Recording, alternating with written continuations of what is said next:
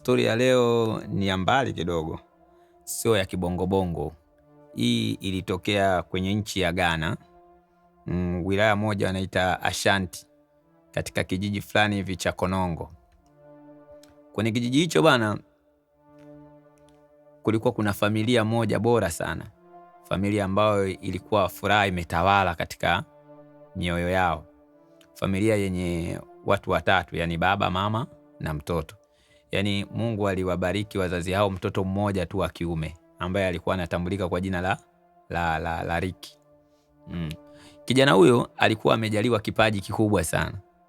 Yani ni mtoto ambaye amejaliwa uwezo mkubwa sana wa kuandika na kuimba nyimbo.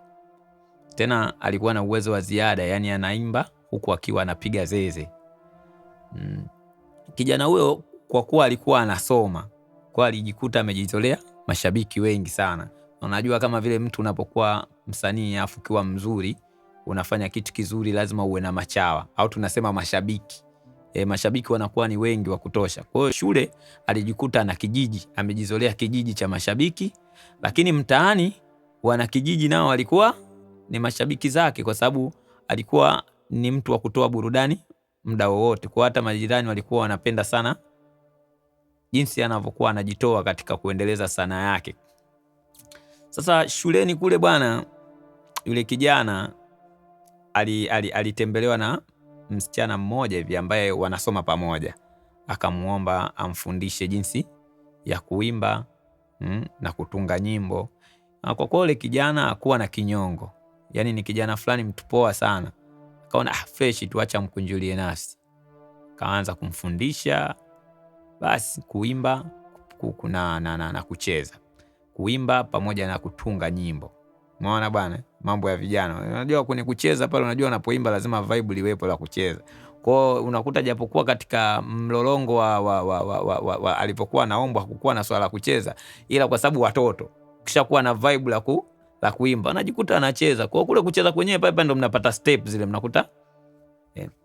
Basi kijana huyo bwana alikuwa anapendwa na watu wengi sana. Sio licha tu ya kuwa ni wanafunzi wenzie, lakini alijikuta mpaka walimu, mpaka wazazi mtaani wanapenda kile anachokifanya.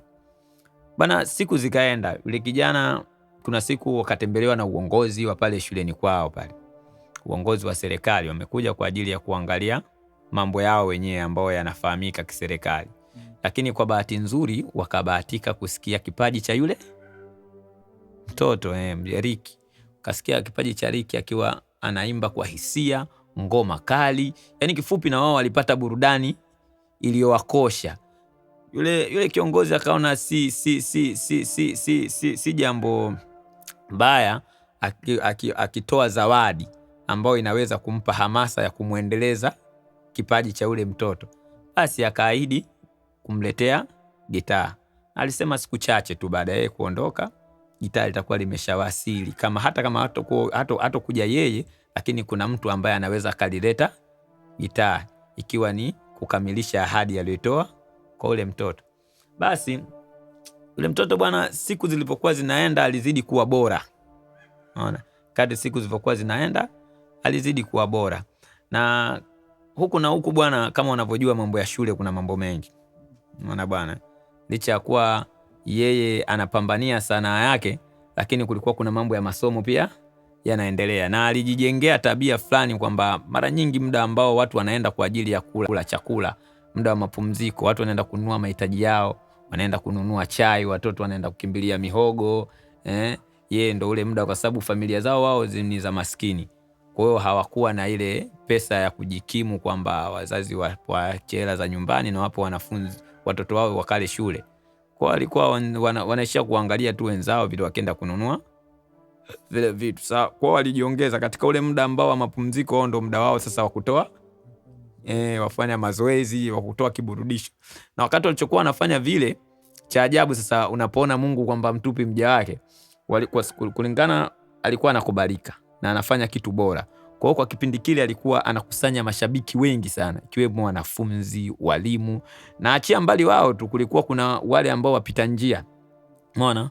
Watu wapita njia wakawa nao wanakusanyika. Yaani walichajengea desturi kwamba ikifika saa fulani, muda wa mapumziko wa wanafunzi, kunakuwa na burudani ambayo inatolewa na watoto. Unaona? Kuna mziki mzuri unapatikana pale, kuna ladha fulani ambayo ya kukosha moyo inapatikana pale. Kwa hiyo watu walishajijengea desturi kwamba kuna muda fulani lazima sisi tufike eneo lile ili twende tukapate burudani. Na wale waliokuwa wanakuja walikuwa wanajitahidi katika kuwatunza wale watoto ili kuwatia moyo, kuwatia hamasa ili kesho na kesho kutwa wape kitu kizuri zaidi. Kwa hiyo ndio ikawa maisha yao, wakati wenzao wanarudi sasa mapumziko, ndio wamepata visenti sasa vya kwenda kununua baadhi ya vitu na kukidhi mahitaji yao. Basi katika siku zilivyozidi kwenda kijijini hapo bwana, katika kijijini, katika siku zilizoenda shuleni pale wakapata mgeni. Umeona? Alionekana kuna kijana mmoja hivi, kwa muonekano wa kawaida hakukuwa mtu ambaye ametoka kwenye familia ya hali ya chini. Yaani kifupi alionekana ametoka kwenye familia ambayo ilikuwa ina uwezo mkubwa tu wa kifedha. Alihudhuria kijijini hapo na mzee fulani akaambatana naye mpaka shule na mwisho wa siku kwenda kumtambulisha kama mwanafunzi mpya. Kijana huyo alionekana ametoka mjini kutokana na utovu wa nidhamu. Najua mjini, maisha ya mjini yalikuwa maisha ya mjini jinsi yanavyopeleka watu puta. Kwa hiyo kuna vijana ambao wanakuwepo wametoka nje za maadili. Sasa wazazi wao wanaona kwa kitendo hichi akiendelea kubaki hapa nitamkosa. Kwa hiyo acha nimpeleke kijijini, at least kule anaweza akajengeka, akakutana na mazingira mapya, tabia mpya. Unajua kwenye kijiji kuna desturi fulani kwamba kila mmoja anamwangalia mtoto kama mtoto wake. Tofauti na wapi? Kijijini. Kwa tofauti na mjini. Mjini kila mtu ana mtoto wake. Hamna mtu anaweza ukamkuta mtoto anafanya hapo afu ukampotezea tu, kachukulia kawaida. Lakini kijijini kila mtu anaangalia huyu mbona kama familia yangu. Akifanya kosa yoyote anaweza kumwadhibu, sio mpaka mzazi wake. Wao alimpeleka kule kwa lengo la kwenda kumweka sawa yule kijana. Basi yule kijana bwana amejiunga na shule ile, na yule kijana alikuwa na uwezo mzuri naye wa kuimba. Kwa na kipaji kizuri tu, ingawaje uwezo wake haukuwa unamfikia Ricky. Na kijana yule alikuwa anatambulika kwa jina la Johnson. Unaona bwana. Na baada tu ya kuingia shuleni naye akateka grupu lake. Akawa na wafuasi wake machawa. Na kama unavyojua yule ametoka kwenye familia kidogo inayojiweza. Unajua kabisa ukiwa karibu naye huwezi kukosa chochote kitu. Anasemaje?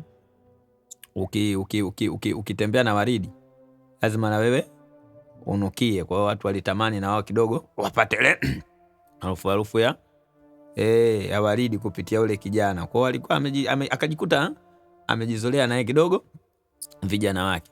Lakini kitu ambacho yule kijana alikuwa ameingia nacho cha utofauti, kijana ule aliingia kama na chuki fulani hivi baada ya kuona yeye ana uwezo wa kuimba na anatamani awe atengeneze ufalme wake pale shule, lakini akakuta tayari kuna mtu ambaye ana ufalme wake ambao ni mgumu sana kuubomoa. Umeona? Na chengine alivutika sana na kumuona yule, kuna msichana yule ambaye anaongozana mara nyingi na Ricky. Umeona? Msichana yule alikuwa anatambulika kwa jina la Rosie. Nilisahau kidogo kutambulisha.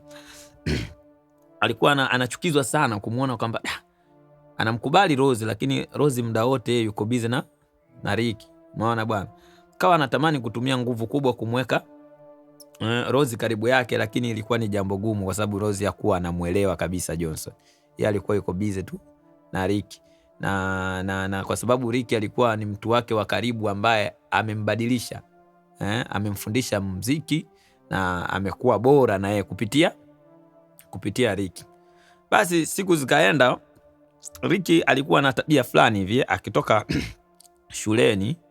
Umeona? Jioni wakati kiza kinataka kuingia, anaondoka anaenda mbali kidogo na mji na kijijini kwao ambapo babu yake ndo alipokuwa anakaa.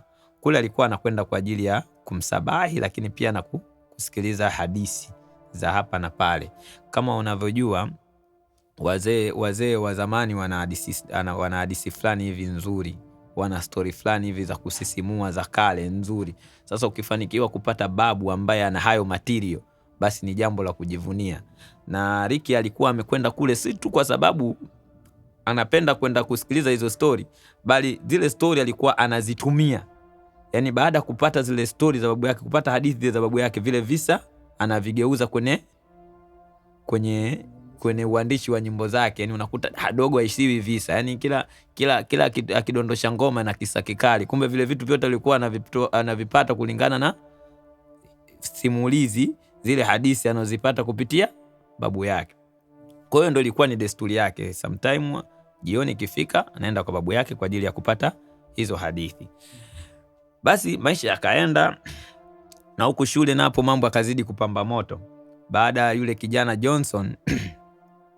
Johnson alivyoona kila jitihada zake za kumweka karibu Rose karibu yake zinashindikana, akaamua kutumia ubavu wa kumfuata Ricky na kumwambia akae mbali sana na ule na Rose, akae mbali sana na ule msichana. Tena akamwambia kwamba yeye ana pesa. Umeona? Hana pesa kwamba anazitafuta, ila chochote atakachoambia wazazi wake hawapingi, wanatekeleza. Kwa akiendelea kuwa mkaidi, ana uwezo wa kumsababishia matatizo. Kwa hiyo ni heri kama hataki matatizo akae mbali na yule msichana ambaye ndio Rose. Basi Ricky alimsikiliza afu akampuuzia, akamchukulia kawaida. Huyu anaropoka tu. Haiwezekani mimi ndo kontawa wa hichi kijiji kama unavyojua wenyewe wanasemaje long time ago born here, alafu aje mtu kutoka sehemu moja sijui wapi, eti kisa katoka mjini aje kutingishe mtu ambao umezaliwa hapo hapo. Akaona aso kweli bwana, mimi ngoja nimsikilize tu ili mradi nimlizisha anachokitaka afu nimpotezee. Kumbe bwana Johnson alikuwa amemaanisha bwana. Yeye alikuwa tayari ana chuki zake binafsi. Alafu chuki ambazo hazikuwa za kawaida. Yani kulingana na umri wake na chuki jinsi alivyozijenga zinatofautiana hata na umri wake, maana zinatisha. Yeye alivyoona yale mambo kila anavyopambana hayaendi, alijaribu kuchukua vijana wale mashupavu yale wa vijijini akawalipa.